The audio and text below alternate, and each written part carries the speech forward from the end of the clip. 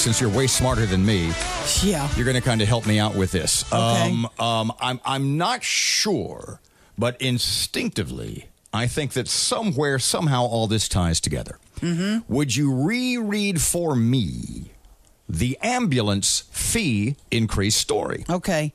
You're going to pay more to go to the hospital in Shreveport. Shreveport City Council's approved a new ordinance that increases the cost of an ambulance ride. A ride will now cost you $20 more a mile with a minimum charge of $900. God, call Uber. I was thinking the same thing. Okay, so what is Call a cab. What's the little blood on the seats in those? What's the purpose? What's the purpose of this increase? What's the reasoning behind it? It's going to help pay for the rising cost of emergencies medical services. Okay, do you know what that means?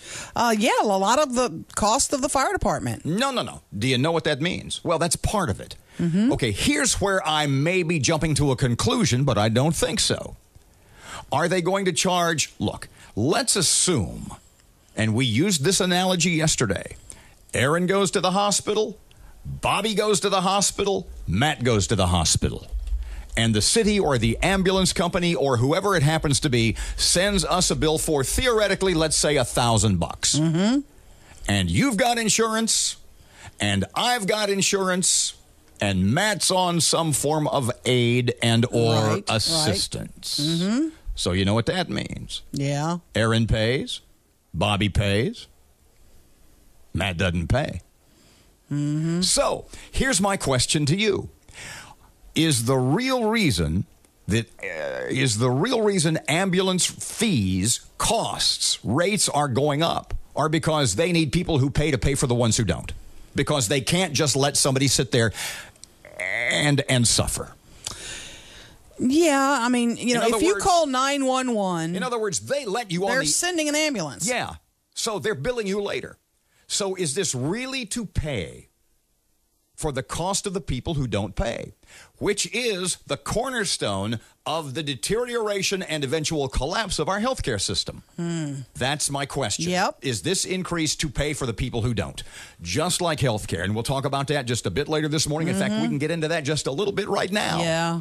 A debate? No. A vote yesterday.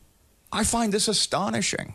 Oh, those gutsy Republican senators who were so brave to vote to debate health care reform. Mm-hmm.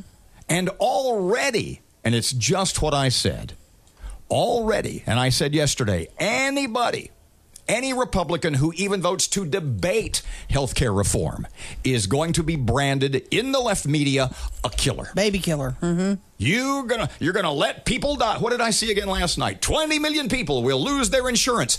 You know what? It's not insurance. I said this yesterday. It's not. If you're not paying, it's not insurance. Yeah. And I said, and I will repeat again, the diabolical genius of this healthcare mess that we have right now is that it's an entitlement program, a welfare program that is being funneled through private companies, i.e. the insurance companies. Here's a perfect example. Yeah. Imagine you go to Kroger. And you're in the checkout line, and you've got Erin's food. And you've got your groceries for the week. Right. Good to go. Let's say it's, let's say $100. And they tally it up. The little checkout guy, girl, totals it up. It's $100. Mm-hmm. And they go, that'll be $100? They say, no, Ms. McCarty, that'll be $120. And you're going, well, what the hell? You say, well, it's the $20 to pay for the people who can't pay for their own groceries. Yeah, who are behind you in line, yeah. No. For people who are on some sort of assistance program. Mm-hmm. Instead of paying for the food of the disadvantaged through your tax dollars, imagine for a moment that you paid for it in the checkout line. Ooh. And let's add 25% to your bill. Let's say instead of $100, it's $125. It's $125. You look around Kroger, who on WIC, who on Aid to Dependent Children, who on anything else, who all these programs, who among you have I just been tapped $25 for? I'd not be happy. But that's exactly what happens with health insurance. Mm-hmm.